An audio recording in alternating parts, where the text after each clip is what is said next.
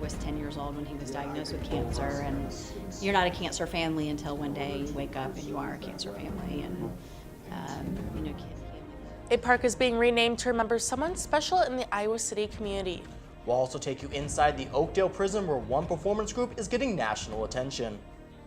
We have your recap from Iowa baseball's game with St. Louis University yesterday. And Iowa football is back. We met with Kirk Ferentz yesterday to hear how the team is prepping for the spring game.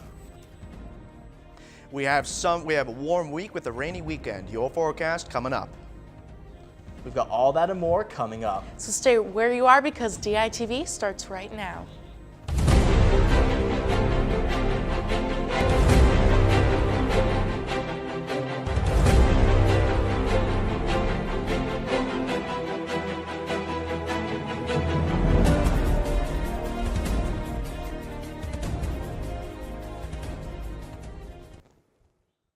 Good morning and thank you for tuning in. I'm Christopher Cervantes. And I'm Sydney Zatz.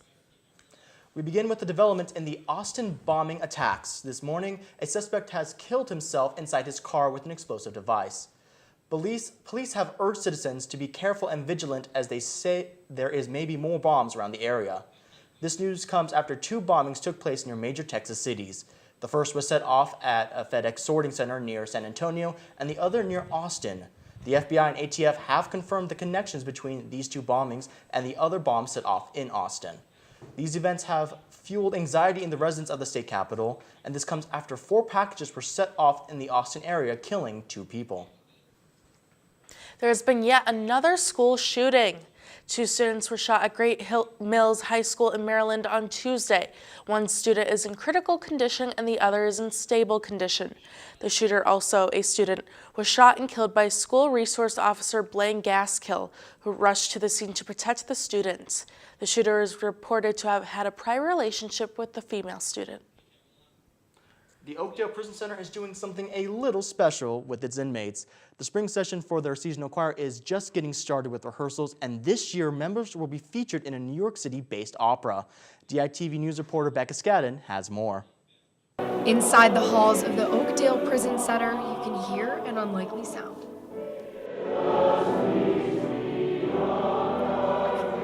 Started in 2009. I began it then with 22 inside and 22 outside singers as part of a graduate seminar that I taught. Since then, it's kept going.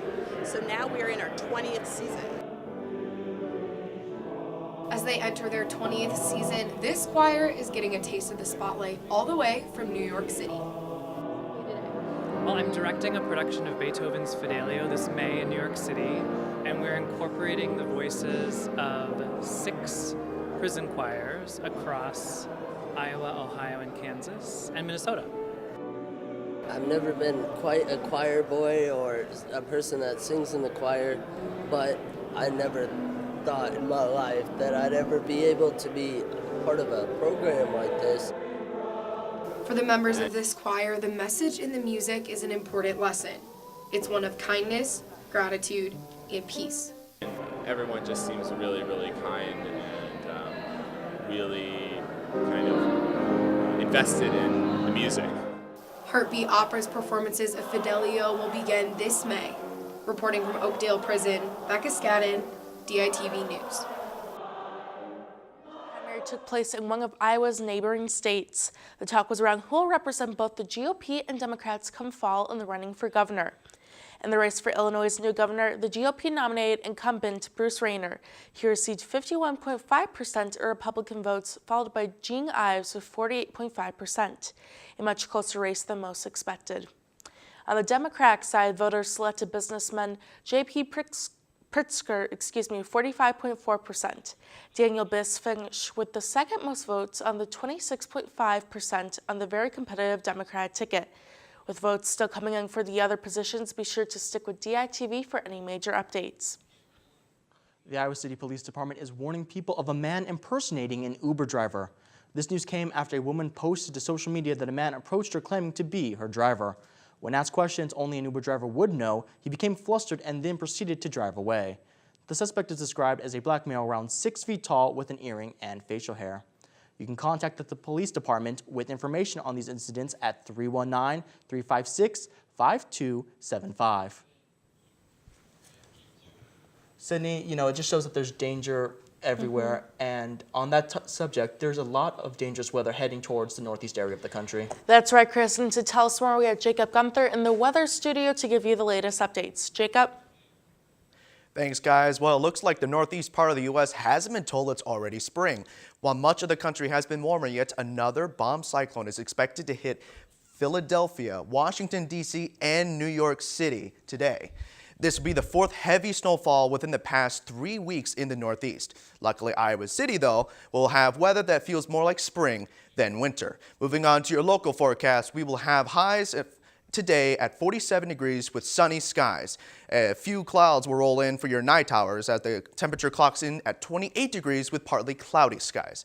Now moving on to your 5-day forecast, this is unfortunately takes a turn away from what we were hoping for. Thursday has your high of 52 degrees and a low of 33 with partly cloudy skies. Friday is going to heat up to 55 degrees and a low of 32 degrees with some evening showers around dinner time. Saturday will keep that trend going with a chance of snow showers during the day with a high in the upper 30s and a low in the mid-20s. Sunday breaks that formation with partly cloudy skies and a high in the low of 40 degrees and a low in the low 30s. And on Monday, we have a high in the low 50s and a low in the low 40s with the chance of isolated thunderstorms. And although these are very low chances, come prepared for whatever Mother Nature has to offer for us for the next few days. That's all I have for you in the weather studio. Guys, back to you at the desk. Thanks, Jacob. An extremely endangered animal species is facing extinction after a recent death. Sudan, the world's last male northern white rhino, has died, leaving just 2 females remaining of the whole species. Armed guards had protected him for 24 hours a day. This had been due to his subspecies being driven to near extinction from poachers. Experts are trying to find alternative reproduction methods to save the northern white rhino. Everyone in the University of Iowa's dance marathon knows the name Calder Willis. A true inspiration, he died in November after complications from his cancer treatment. The Iowa community has never stopped remembering him. The Iowa City Council discussed a resolution to rename Hickory Trail Park in honor of Calder. DITV News reporter Gustavo Meyer went to City Hall and witnessed the ruling in person. The spirit of the Calder Strong movement is what made Calder Park a reality.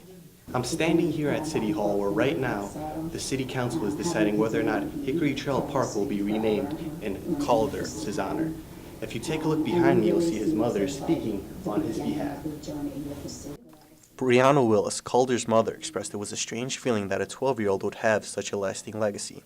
Brianna added the same park her children played in will now be named in his honor. Calder's family agreed to give memorial donations about $16,000 to the Iowa City Park Foundation. Those funds will be used for the nature play area at Riverfront Crossings Park.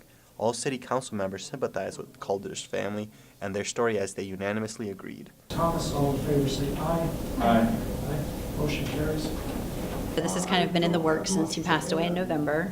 We met with the city just a week or 2 after he passed, knowing that we really wanted to memorialize him in some permanent way. And this city was one of the first things we considered. Reporting from Iowa City Hall, this is Gustavo Meyer, DITV News.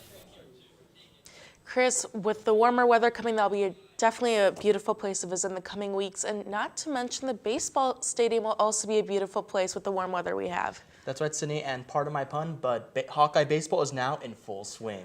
Let's toss over to Taylor and Nicole in the sports studio where they have more.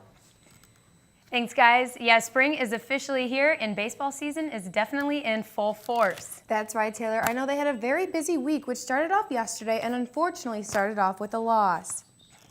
The Iowa baseball team took on St. Louis University last night at Duane Banks Field. It was a windy and cold day for baseball, and it seems as though the weather did have an effect on the Hawkeyes. The team fell 7-6 after a hard-fought battle.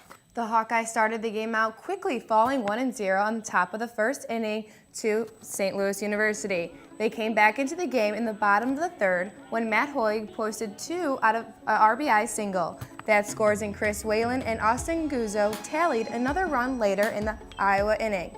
Iowa remained close in the score with the Billikens for the remainder of the game. In the bottom of the 5th inning, Iowa drove in 2 more runs, one with an RBI single by Kyle Crowell, who drove in Tyler Cropley. St. Louis remained on top, even with the Hawks driving in 2 additional runs in the bottom of the 9th, with the final score being 7-6. The Hawks had 13 hits on the game compared to SLU's 9, but the Billikens were able to rely on their strong defensive game while the Hawkeyes struggled.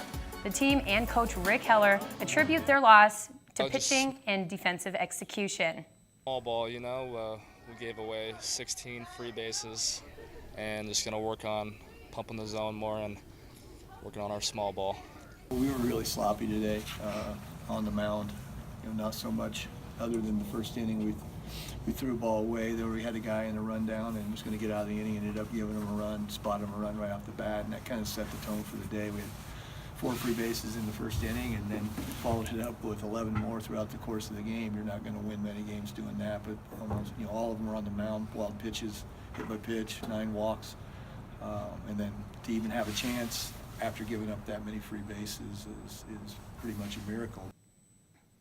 The Hawks will be back at Duane Field today at 4 as they take on Loras and look to get a win, boost their confidence as they will open the Big Ten play this weekend against the number 11 Indiana. And there was big Hawkeye news, or big Hawkeye basketball news yesterday afternoon when 2 players were granted releases.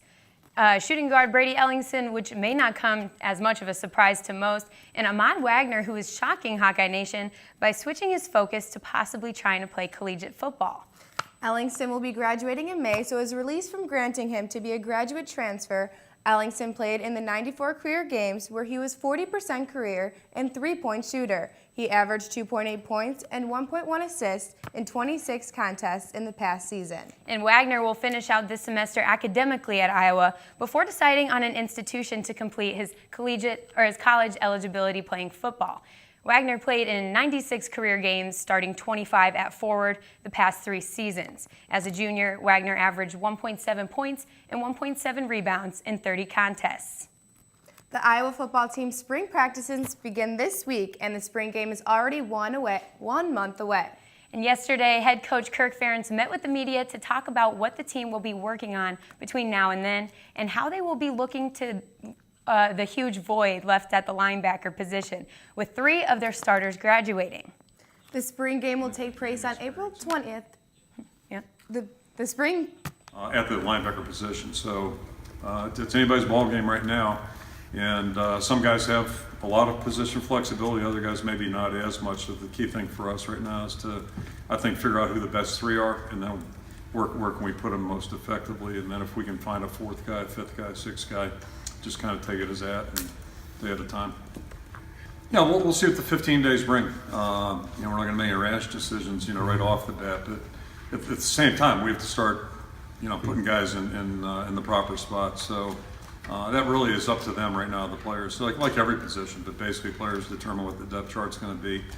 And I think the biggest thing we have to do as coaches is make sure we don't put them in a position where it's not realistic for them to have success. So that's part of our job, to figure out what position can we line a guy up to have the most opportunity for success. And then, they got to take it from there. So it's what we see in practice, how guys come on. Everybody's got an equal opportunity right now to earn playing time, and that's, I'm anxious to see how it goes. And, 3 years ago, I guess at this time, Cole Fisher was a guy that really we weren't counting on, ended up playing really well as a 5th-year senior. So you have those kinds of examples, and but it might be, for all I know, it might be one of the 1st-year guys that surfaces. You never can tell, so we'll just see how it goes. The spring game will take place on April 20th inside Kinnick Stadium.